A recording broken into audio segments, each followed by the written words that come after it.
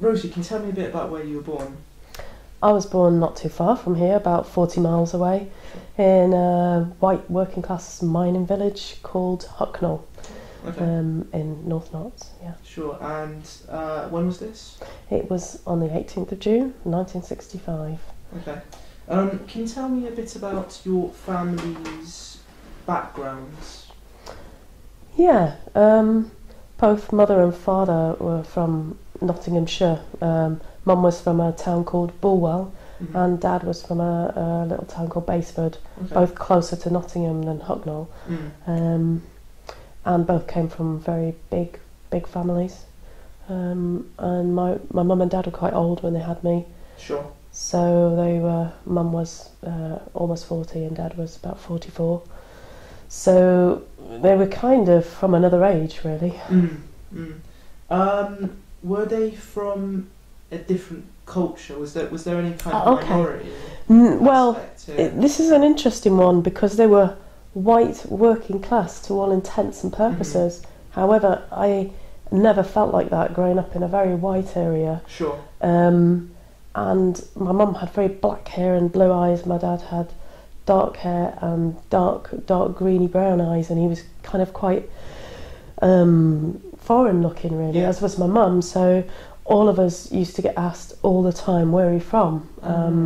To which we'd reply, well, you know, kind of down the road or Hucknall or whatever, and they'd say, but no, where are you really from? Yeah. And that kind of left me feeling a bit disorientated, really, because I didn't really know what my roots were. And Mum would say, well, you know, Grandma and my grandma and her grandma and were born in this country. There was no kind of story to cling on to, but yet we didn't fit with what an English face, whatever that is, would look like, especially in a white working class town. So got quite a bit of racism growing up, and felt very dislocated in a way because my parents were part of that culture, that white working class culture. They weren't necessarily embracing of other cultures, like most people weren't in that town.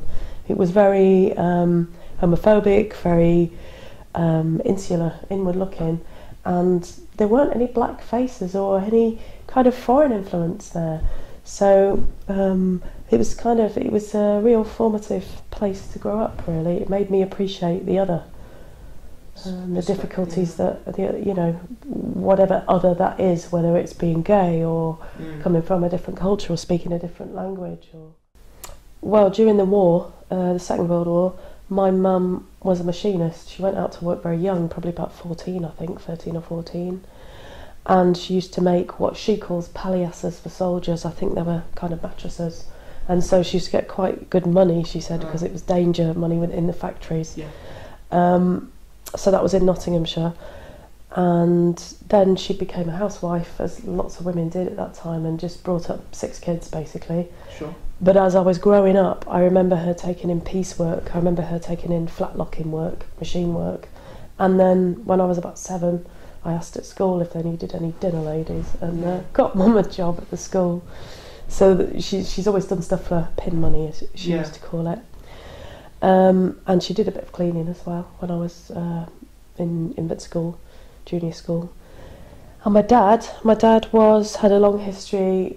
He was trained as a fitter. Again, before I was born, he used to work at Langer Airfield in Nottingham. And they could have gone to Argentina. He had an offer to go there before I was born, but Mum said that neither of them were adventurous enough to do that.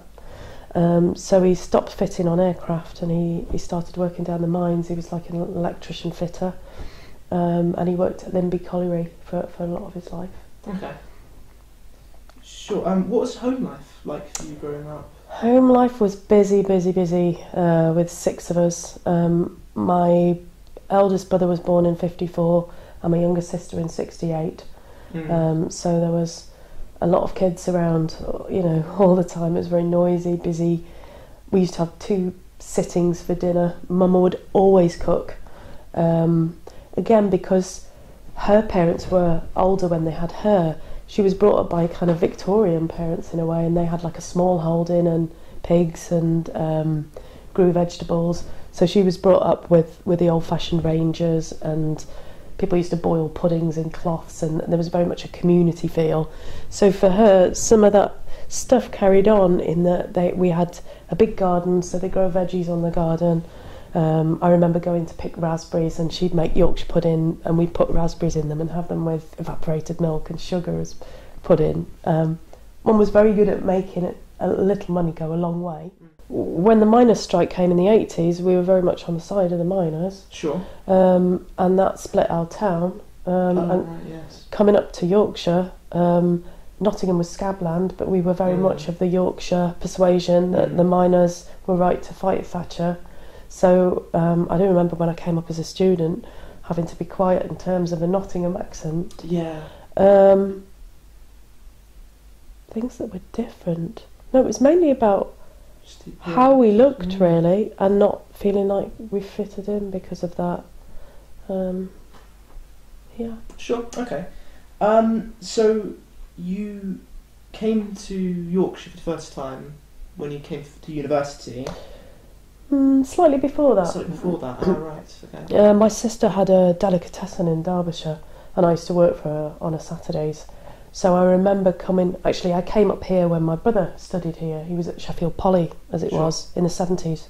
And he lived in a squat on Alexandra Road in Healy. And that was my first memory of coming up here. And coming up, I think my dad dropped me off and getting rides on his motorbike. And there was going to the bakery round the corner and being with his friends in the squat. And then I came up as a teenager, and we came to the Royal Victoria Hotel to go to a food fair and an exhibition. And that's the first time I had coffee, and I remember thinking, what a strong drug, and that was Taylor's coffee of Harrogate, and tasted it and just remember kind of the speedy feeling. And I liked it. I liked the feeling of coming up here to a bigger city, and because we never went to Nottingham, Hucknall was like a small town. So it made an impression on me then, and I came back to see concerts and gigs and things like ABC, and I wanted to come up here because of the music scene, really. Ah, right, okay. So, what were your first memories of Yorkshire, apart from the coffee? Well, I suppose when I used to come up and visit my brother, the fact that it was quite a dirty industrial city at that time in the 70s. And certainly when I came up as a teenager, it seemed a bit like that in the 80s, but just had a bigger city feel. Coming up as a student, it was the buses, the 2p fares, the fact that old guys would call each other love, I thought was just gorgeous, and everybody was really friendly. It was very much Socialist Republic when I came up here as well, and I think that fitted in with my family's political partisan left-wing views too. Sure. So a very welcoming place, I think, and a place where the cakes were big.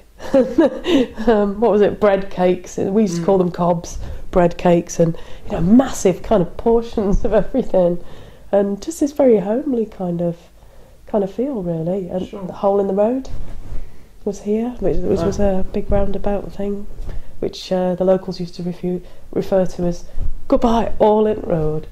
Sure. So, how did you find the culture of Yorkshire then? You mentioned it kind of was germane to your kind of left-wing, working class roots. Definitely. In Yorkshire. Yeah. Did you feel more at home, perhaps? I stayed after my student days. It definitely became my adopted city. I think I didn't want to get too cosy and stay here, and after I finished, I wanted to move away, but then once I came back, I just wanted to stay. I think I did, and I also loved the fact that you got access to the Peak District and the hills, and I think what I loved about Sheffield when I came here was the topography of it, the landscape, the hills everywhere. So living as a student in Walkley, Crooks, you got these fantastic views. And a sense that there was a kind of expansiveness in the landscape which you don't get in the Midlands. How do you think you are perceived in Yorkshire? You mentioned that in your childhood in Nottinghamshire you were seen as being perhaps foreign, really. People asked you, based on your appearance, were you foreign? Did that stop when you moved to Yorkshire? Not necessarily, and sort of going into some of the Asian shops around here, sometimes people would ask me, or Italian shops, or it seems to be wherever I go, people will say, "Oh, you look like you could be from X or Y," or it's weird. I kind of like it really, because it means you've got a connection. Absolutely. Or a potential points of connection with lots of different cultures or nationalities in a way. But no, I suppose I see myself as an adopted Sheffielder, really. Very much so. Okay. You mentioned that it was when you came to Sheffield to university that you first realised that you could sing, really, and got into that particular art form. Why was that? Well, I think I'd always sung as a kid, and I'd been in choirs, and I'd learned to play the piano a bit, which was atypical for, a fairly working class background, but I think Mum and Dad wanted us to do the best we could, really. And then I dropped that as I got to teenage years, and I think so. I knew I enjoyed singing, and I was in choirs and things, but never did anything solo. When I came here and got into drama and the production Zigga Zagga that I was in, and different productions, I found that I was really nervous about remembering lines, but whenever I had something to sing, so if I was in a musical or something like that, the words would just go in, and people would say, "Oh, you've got a lovely voice," and I liked that feeling of getting attention like any performer. And I realised I was much better at singing on stage than I was at that other stuff. And funnily enough, the first people that I sang with professionally at Mr. Kite's in Sheffield, which was kind of a legendary venue for people getting started in music, particularly jazz, they were two students, and one was Sardinian and the other one was American, but with an Indian background. So I played with like this kind of lovely international little trio, which was lovely. Yeah. Okay. What did your parents and your friends think of you taking to singing in such a big way? I think they liked it, but it was foreign in a way to them, and I think it's not foreign, but it was very much a new kind of identity I took on when I came here. So I suppose it took a bit getting used to, but they used to love to come to gigs, and my dad came up before he died to see me sing at the Lead Mill with the Sunday Jazz, and we went to Mr. Kite's, and I think that was a very special moment for him. And my mum's been to see me sing, and my sisters and nieces, and that's, I think they've kind of always been very supportive. Sure. But not sure about the jazz scat stuff, which I do less of now. That was a bit of bridge too far, I think. What was the scene like in Sheffield when you first started out? It was really good for jazz, I think. There weren't too many people kind of doing it at that time. I think I get the sense there's a lot more competition now. But certainly there was Mr. Kite's, there was music every night there, and that was a great venue for musicians to play and practice and get things together. There was the Lead Mill, the Sunday Jazz for Lunch sessions there. There were the Grindstone at Crooks on a Monday evening. There were loads and loads of small pubs and venues and loads of function gigs. Sure. And I would also gig around Yorkshire as well, so Hi-Fi Club, a range of other venues. Really good scene. Sure. So you began to sort of branch out and play elsewhere in Yorkshire. Yeah. Did you go beyond Yorkshire? Yes. And start playing?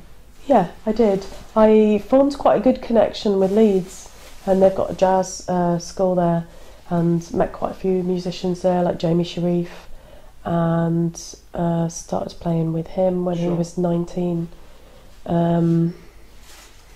So we did some tours, and we did quite a Midlands tour, but it was a lot of Yorkshire venues as well.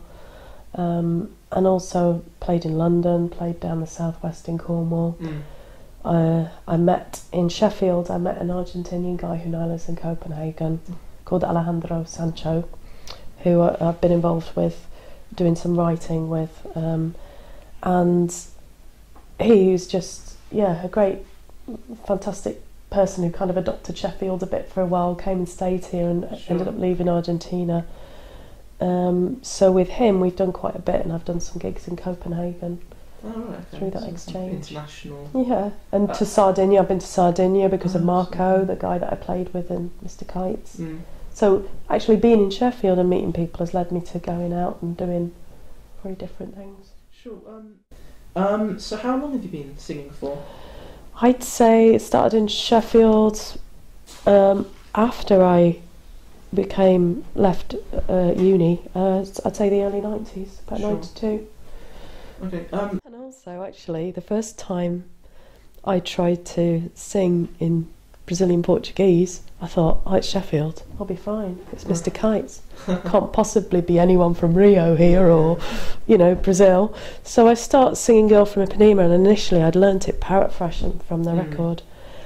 And as I started singing it, I saw these faces looking up at me, these gorgeous Latin-looking faces, and they were singing along.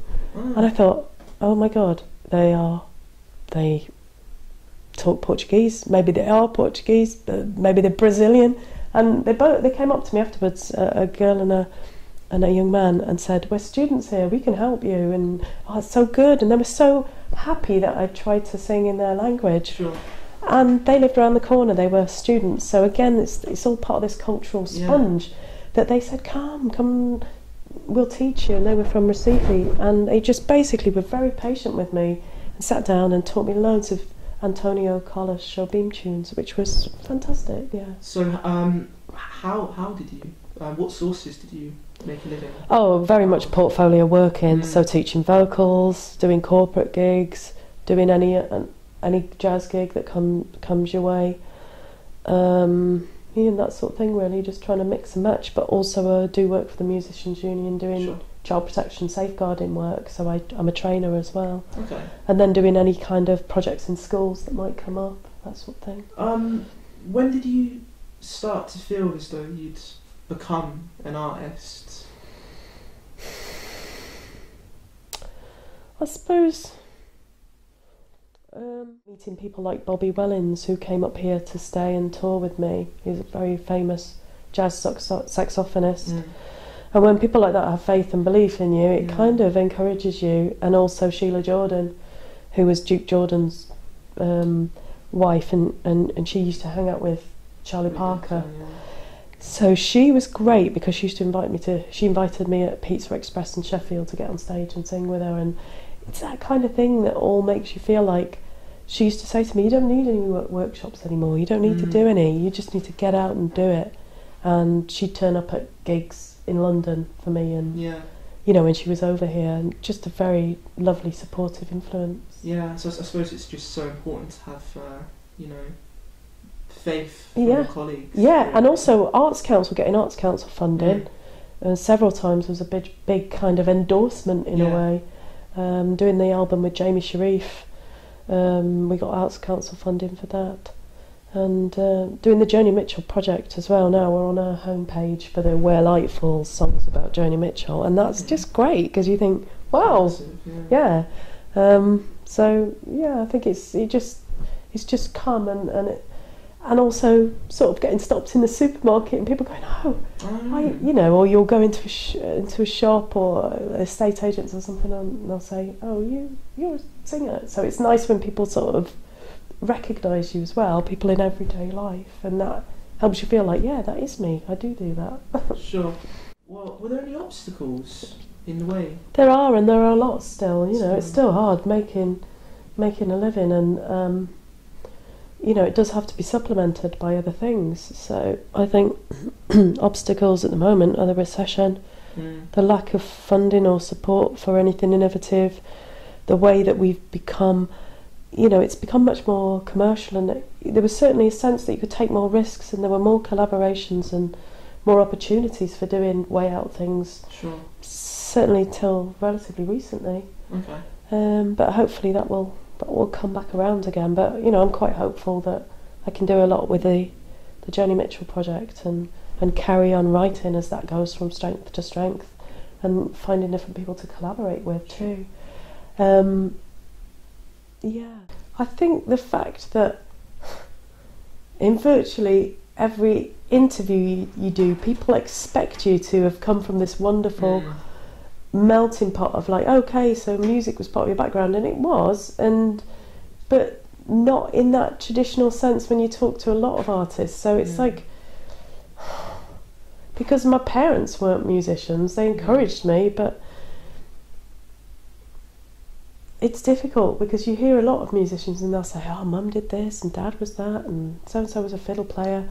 So that was the initial barrier, is not having that background, the working class background where you have that poverty of influences, if you like. So that was barrier one, I think. I